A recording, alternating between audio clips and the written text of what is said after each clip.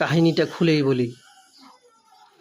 বন্ধুর সাথে একটি রাস্তার মোড়ে টানা 4-5 দিন দেখা হয়ে যাওয়ার পর বন্ধুকে জিজ্ঞেস করলাম, তোর সাথে এখানেই কেন বারবার দেখা হচ্ছে?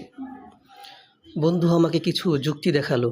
বলল, সেলুনের মধ্যে সবসময় চুল পাওয়া যায়, আটার কলে আটা, গ্যারেজের আশেপাশে সবসময় কালি লেগে থাকে, তাহলে ব্যাংকের আশেপাশে অবশ্যই টাকা পড়ে থাকতে দেখা যাবে।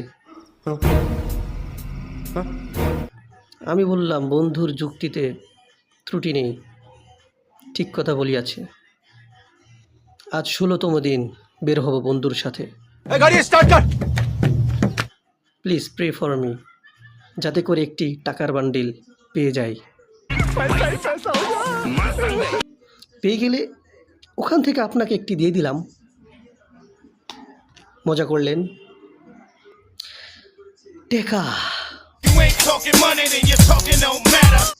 টেকার বড় দরকার।